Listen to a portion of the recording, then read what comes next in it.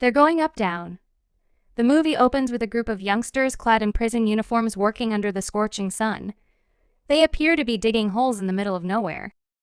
While working in such hostile conditions, a young boy named Barfbag purposely gets bitten by a snake to escape the hard labor. The scene then cuts to a boy named Stanley Gilnetz, walking in the street. Suddenly, a pair of sneakers falls on his head and knocks him down. He decides to keep the shoes as his crazy family is currently working on a remedy for stinky shoes. However, on his way back home, he is arrested by the police on the suspicion of stealing the shoes. It turns out they belong to a famous basketball player named Clyde Livingston who had donated them to charity. The police take the boy home and inform his family about the incident. However, the Yell-Nats aren't shocked and they blame the misfortune on a family curse. Stanley is then presented to the court and the judge sentences him to 18 months detention at Camp Green Lake, a juvenile detention center. There he is introduced to the manager. Mr. Sir is a very strict individual, and he warns Stanley that there's no point in running away from the camp because there's no water for miles. He also talks about the venomous reptiles of the region, which have apparently killed a lot of people. Stanley is then given his uniform and told to dig 5 feet deep and 5 feet in diameter every day to build character. Although he isn't supposed to look for anything in particular, if he happens to find something interesting, he might earn a day off. Gotta love the story. In the next scene, a camp psychologist Dr. Penderecki introduces Stanley to a group of boys who go by the nicknames X-Ray Armpit, Squid Zigzag Magnet, and Zero is always silent because he is the youngest. Stanley takes the place of Barfbag in the squad, and after he was rushed to the hospital earlier at lunch when Stanley reveals that he was wrongly accused of stealing Livingston sneakers, Zero breaks his silence for the first time, surprising everyone. A flashback then reveals that Stanley's great-grandfather Stanley had amassed a fortune in the stock market, but one day he is robbed by a woman named Kiss and Kate Barlow. This sends him into a state of shock, and in a matter of months, he becomes completely broke with no other choice. Stanley the first starts working at a European farm, where he falls in love with his master's daughter. He seeks advice from the local fortune teller, Madame Zeroni, on how to win the girl's heart.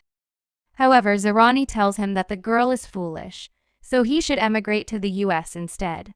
Stanley gives it a good thought, but in the end he disregards the advice and goes to ask the girl's hand in marriage. Unfortunately, the girl's father tells him to bring a big fat pig as a dowry. If he wishes to stand a chance of marrying his daughter Stanley, the first again goes to Zeroni and she gives him a piglet, telling him to carry it up the mountain and make it drink water from an enriching natural stream. Stanley the first agrees and vows to visit Zeroni. After he succeeds, he also promises to carry the frail old woman up the mountain so she can regain her strength and youth. Eventually, the pig grows bigger in size and Stanley the first carries it to the girl's father. However, as the Rani had said, the girl turns out to be very foolish. She is now unable to choose between Stanley and another average-looking suitor. Disappointed, Stanley decides to follow his erroneous first advice and sets off for America. But in the process, he completely forgets to keep his promise to her, and it does not carry her up the mountain. This infuriates the fortune teller so much that she curses his entire male lineage for eternity. Back in the present, Stanley grows accustomed to life in the camp. One day, he discovers a fossil and shows it to the counselor Dr. Penderecki, hoping to secure some time off. However, the counselor tells him that the warden isn't interested in fossils. He also mentions that there used to be a lake here. The movie then flashes back again to 100 years ago, when the warden's grandfather ruled the town. A man named Sam has seen selling onions. He has a crush on a local teacher, Catherine, so he gives her a sack of onions for free. However, in exchange, she gives him a jar of peaches that she picked herself in the present. Stanley wins over X-Ray and the others. They accept him into their squad by giving him the nickname Caveman. This is because he is good at finding fossils. One afternoon, he receives a letter from his mother and laughs as he reads her story soon. Zero arrives there and inquires what he is laughing at, admitting that he can't read. He then requests that Stanley teach him how to read, but the latter declines, saying that he gets exhausted from digging all day. One day, Stanley discovers an object resembling a shell casing with the initials KB. Unfortunately, X-Ray snatches it from and gives it to the counselor to get the day off. The counselor then informs the camp warden, who is revealed to be a woman, about the finding. Impressed by the objects, she rewards X-Ray and orders everyone to dig up his hole further. The movie again flashes back 100 years in the past. Sam visits Miss Catherine and offers to fix her leaking roof in exchange for 3 jars of her spiced peaches. Catherine agrees, and over time to grow closer to each other. However, other men in the town also start to show interest in her. One night, a man named Troutwalker hits on her, but Catherine brutally ignores him. Weeks pass and Sam eventually completes her repair work. But despite this, the two continue hanging out. One day, he mustered up the courage to kiss her. Unfortunately, Trent Walker sees this, and in a fit of jealousy, he burns down Catherine's school. When the latter finds out about this, she rushes to the local sheriff for help, but even he tries to kiss her. He also tells Catherine that her lover will soon be executed for the crime of kissing. A white woman, terrified, she rushes to warn Sam, but it is too late as he is shot in his own boat. This sends Catherine into a state of shock, and so she decides to avenge her lover's death. A few days later, she kills the sheriff and finally gives him the kiss before leaving. After this, Catherine never looks back, and her journey as an outlaw begins. She goes on to loot wealthy merchants and landowners before executing them and bidding them farewell with her signature kiss. This gives her the nickname Kissing Kate Barlow. Meanwhile, after Sam's execution, it never rains in the town, and the lake eventually dries up, rendering Troutwalker's land worthless. Back in the present, one day, when Mr. Sir brings the boy's water magnet, steals a bag of seed from him. Unfortunately, Mr. Sir notices the missing bag and threatens to punish everyone when no one steps up. Stanley decides to take the fall to save everyone else. Mr. Sir takes him to the warden, hoping to get him punished for the theft. However, the unpredictable warden scolds Mr. Sir instead for distracting the boy from his digging.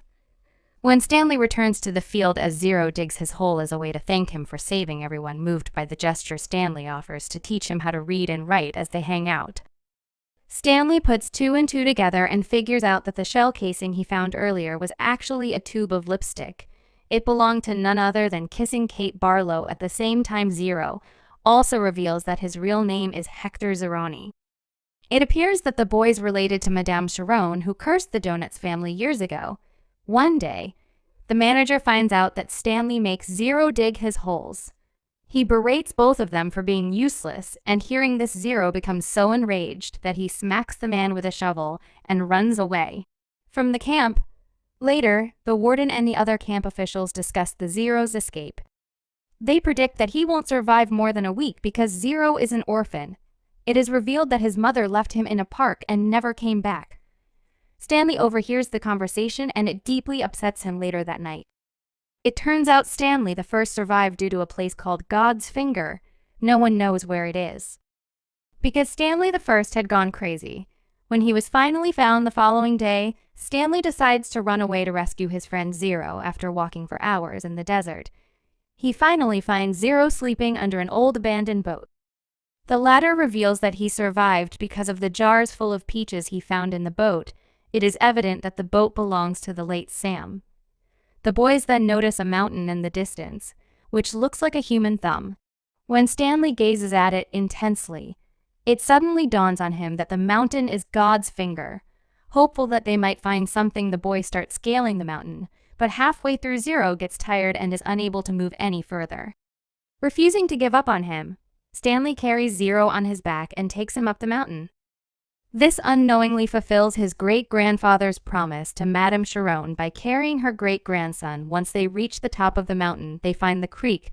Meanwhile, back home, Stanley's father finally finds a remedy for stinking shoes, a solution of peaches and onions. I can't smell anything. Stanley is also declared innocent, and the family's attorney arrives at the camp to pick him up. However, the warden withholds the information about Stanley's escape. The following day, Zero recovers and confesses that Stanley ended up at the camp because of him. It turns out it was Zero who unknowingly stole the sneakers from the charity auction, and when he noticed the police looking for them, he panicked and threw them off a bridge due to Stanley's bad luck.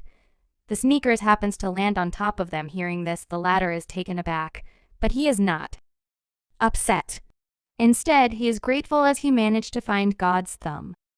The movie again flashes back to the past.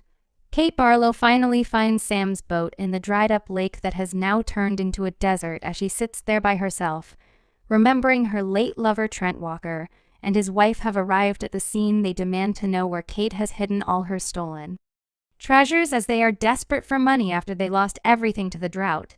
Kate refuses to help them and instead commits the unthinkable by letting herself get bitten by a yellow-spotted Liza. Since then, Trout Walker's predecessors, including the current warden, has been digging through the dried lake in search of Kate's treasure. Back in the present, Stanley and Zero return to the field to look for the treasure chest where he originally found Kate's lipstick tube. They eventually succeed, but right then, the warden and Mr. Sir arrive and try to seize the trunk. However, they quickly back off when they notice that the yellow-spotted lizards have climbed onto the boys. The next morning, the warden is still waiting for the lizards to go away so that she can steal the chest. It turns out that the boys are alive because the lizards are averse to the onions they have been eating after a while. Stanley's attorney also arrives with the police. The warden accuses the boys of stealing her trunk, but her claims are quickly rebuffed with Zero notices Stanley yell mats written right on the trunk. Consequently, Stanley is allowed to leave with the truck while the warden and her crooks are arrested. It also finally rains in the desert for the first time, and 100 years later, the boys head to Stanley's home where they share the treasure equally using the newfound Wealth Zero hires API to successfully find his mother, and it's revealed that she too had been looking for him all this. Well, the movie ends as the boys become neighbors and invite all the released camp kids to visit. Subscribe for more videos like this, turn on notifications, and leave a like to help the channel out. Thank you for watching.